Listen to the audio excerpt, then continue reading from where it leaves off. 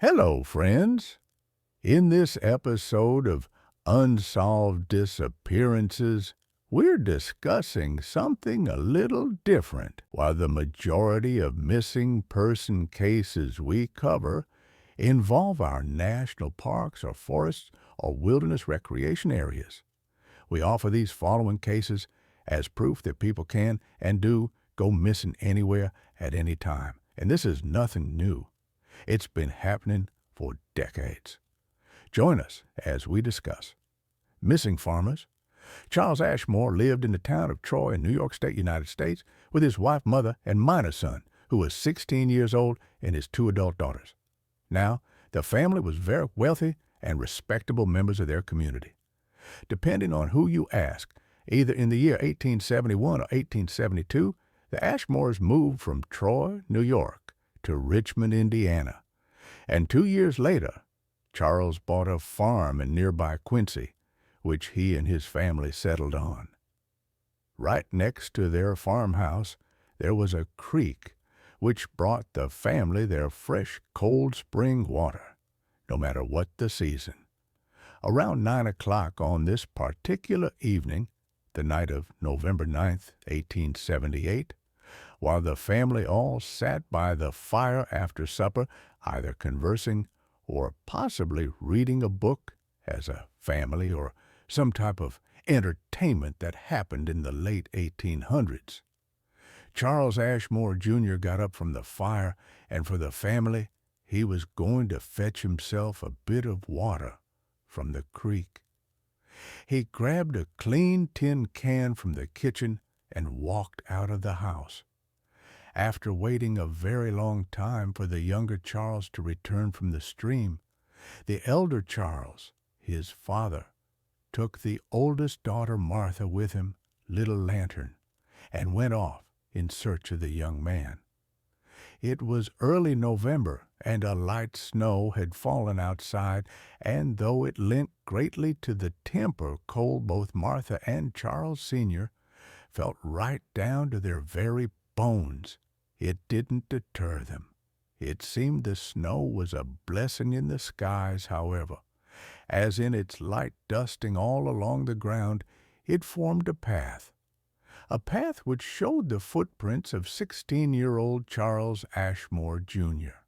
Father and daughter team dutifully followed the path the entire time, calling out the young man's name, called to no avail, as there was no returned response, and the tracks led to nowhere. Literally, they led nowhere. The footprints of the young Charles Ashmore, Jr. stopped in the middle of the way from the house to the stream. The snow was undisturbed after they had walked about 75 feet halfway from their front door to the creek where they got their water. Now, as this came to the father's attention, he silenced his daughter and calmly held out his lantern into the darkness of the night.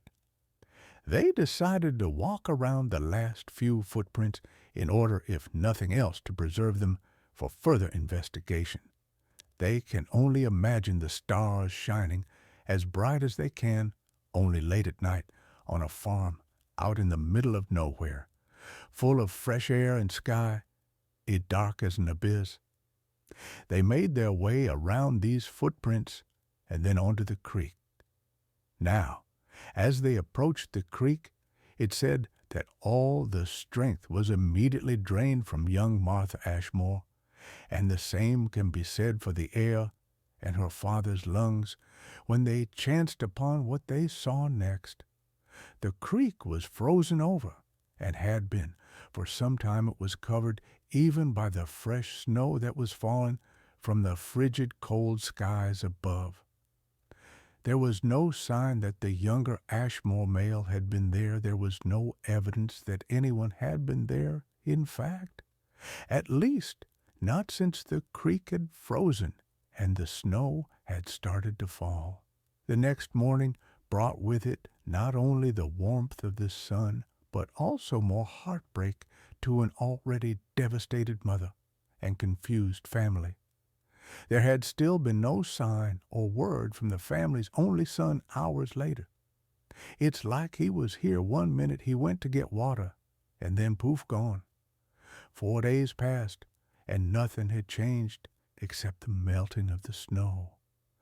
Ashmore, Charles Jr.'s mother, had went to the creek to fetch herself some water.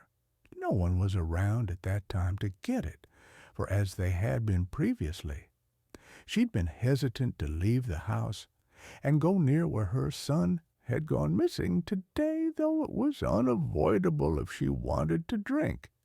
But the closer she got to the creek, the faster her heart began to beat.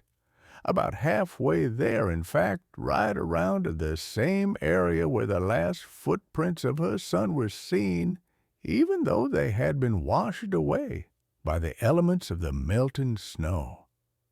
She began to hear Charles Jr.'s voice calling for help. Help me, as sure as a mother could be, not just of what she was hearing, but of what she was feeling as well. Her mother's intuition, you might call it. She was sure of it. Her son was right there near the creek, and though she couldn't yet see him, she could hear him very well calling out for help. Help me! It seemed, however, that the closer she got to the creek, the stranger things became. As she called out to her son again and again, and then silenced herself to listen from which direction his cries were coming from, it suddenly seemed like they were coming from everywhere all at once. Help me!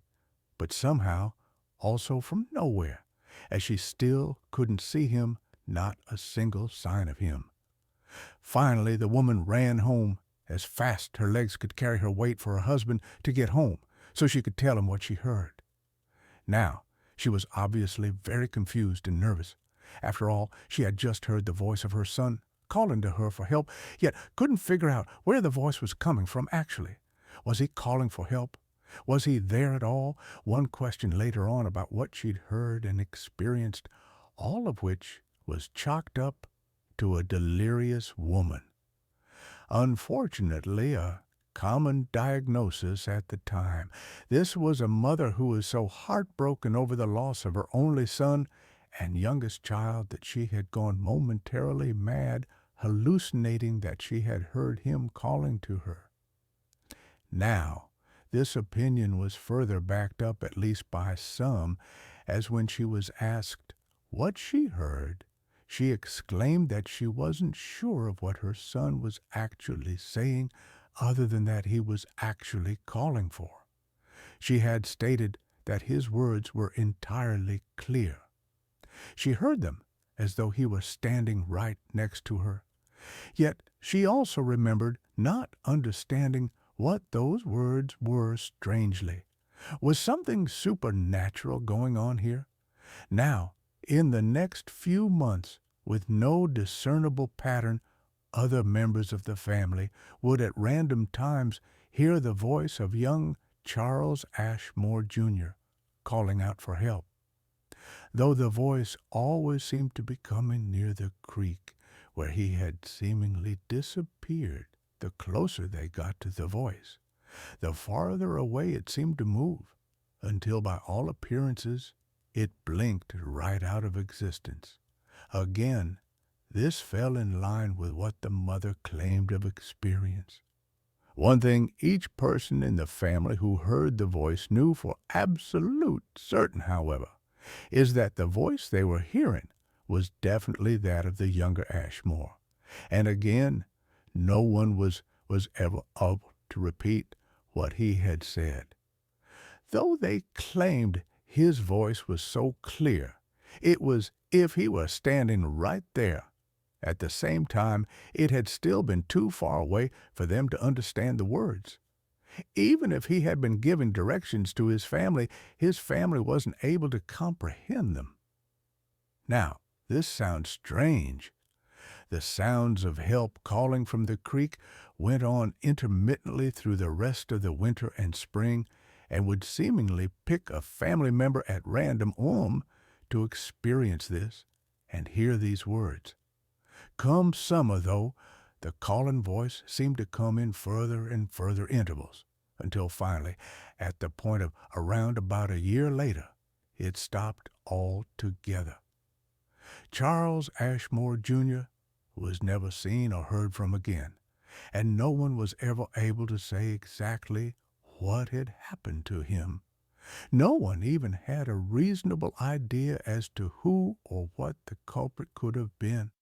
So there was no choice but for the family to move on with a devastating loss, not only to their family unit, but to their very heart and souls. Now, in the magazine Fate in June of 1953, a very similar disappearance story was published.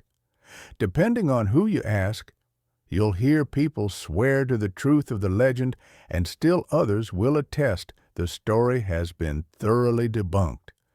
Whatever you choose to believe about what happened to David Lang and his family, whether it be a well-written story which originated in the late 1800s or a true account of something that really happened to a man in the same time period, I hope we can all certainly agree we are hearing more and more true stories just like this in modern times. In Fate magazine, the article was called How My Father Disappeared and was allegedly taken straight from an interview with the daughter of the man who is said to have vanished into thin air, and she was a witness to the strange happenings that day and the days to come. Her name was Sarah Lang, and the story of her father disappearing mid-step right in front of her very eyes is one of legend. Whether it true or not, this is what she allegedly told the journalist interviewing her on September 23, 1880. Farmer named David Lang was walking through a field not far from his house, his two young children. What they had just seen. Children also froze in shock and terror. Right before no fewer than 5 sets of eyes, which were almost exclusively on him, David Lang disappeared into thin air, in mid-step right off the face of the earth. Despite there being a very intense search, no trace of him was ever found. There were no holes, no wells, no place that a man could have disappeared. However, it's said for years after this unexplained, in a terrifying incident, the family, the children in particular, would hear the voice of their father calling out for help. Though his words seemed to be clear, they were indiscernible. And the children, nor anyone else who heard these intermittent cries, could ever make out exactly what David was trying to say a few years later. A circle with a diameter of about 15 feet appeared seemingly out of nowhere on the exact same spot where David has said to taking his last steps here on earth as we know it, he was never seen again. And just as quickly as the voices started manifesting, they abruptly stopped, and he was never heard from again either. Some people believe that the inability to corroborate any details in the lying story is the reason so many still considered to be just a retelling of an old fiction story written by popular author Ambrose Bierce back in the day, while the story itself is unreliable with no record even of a David Lang or a Judge Peck anywhere in the county. The similarities in the above cases is undeniable, however, and the Ashmore did exist, and young Christian did go missing. It's a matter of historical record. As far as the details, though, who knows? So could each of these men have crossed, perhaps, into an alternate dimension? Is this why their voices were seemingly heard right in front of multiple witnesses? It's clear as day at first until they finally couldn't be heard anymore or understood. It's hard to simple facts and evidence in cases which took place so long ago. Any witnesses have long since perished, and records had a way of being destroyed throughout history, purposely or not. Example, In the county where my father is from, the courthouse was burned during the Civil War, with lots of marriage and death records and tax records and deeds perishing with the fire. So in those cases, there's nothing left for posterity before the Civil War. As bizarre as it is for someone to seemingly vanish without a trace, it's even more strange and even somewhat terrifying, especially to those of us in the paranormal community who are somewhat aware and think we may have some answers or at least theories as to what's happening in some of these cases. For this to happen to someone in clear and full view of other people, not only does it seem in most of these cases that the person couldn't have possibly gotten far, but it's absolutely impossible for them to have gone anywhere without someone else seeing where they went. As we on this channel know and have come to understand, this seems to happen a lot. Many cases have been sprouting up in recent years, as well leading us to try and come up with our own conclusions, hypotheses, and even just our own opinions as to what in the world is happening, not only here, but other places in the world, if it's in fact in this world and not some sort of alternate reality. Where are these people going to?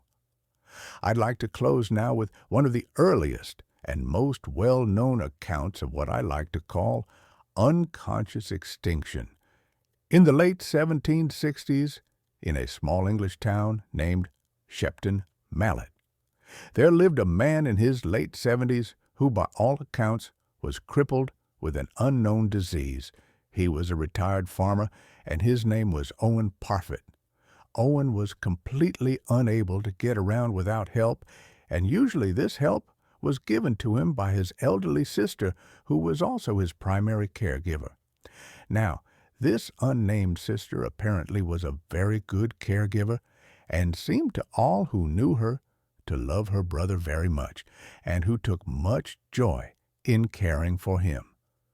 So because of his disability and inability to do anything on his own, Owen spent most of his days bedridden. But some were actually spent with him enjoying one of his favorite pastimes. He simply loved to sit outside by the doorway of his home, which he shared with his sister. One very chilly and possibly rainy day, Owen was sitting with a light jacket draped over him in his usual spot by the door outside of his house, while his sister/caregiver was keeping a sporadic eye on him, while also trying to get some chores around the house accomplished. Owen's sister went outside to bring him inside for lunch, but what she found was an empty chair with the jacket draped over it.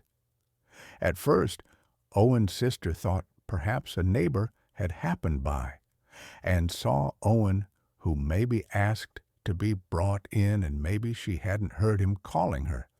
You see, Owen was entirely unable to move around on his own, so it would never have occurred to her that that's what he did. She searched the entire house, all the surrounding property, and then asked the neighbors, but to no avail. Owen was nowhere to be found, and no one had seen him. The neighbors did confirm that they had seen Owen sitting in his usual spot by the door in front of the house all day long, just as his sister had said. They had seen the light jacket draped over him as well, although an investigation was conducted by the authorities at the time. To this day, no trace of Owen Parfitt has ever been found. Now, where did this man go? He wasn't able to move on his own. People observed him sitting on his porch with a jacket on, and then, in the twinkling of an eye, jacket's there, Owen's gone never to be seen again. Very strange indeed. Well, there you have it. What do you make of these strange historical cases of people going missing from farms, some almost 200 years ago? I'd love to hear your comments and opinions, but I do remind you to please be respectful to the opinions of others. Until we meet again, I'm Steve Stockton, and I'll talk to you next time.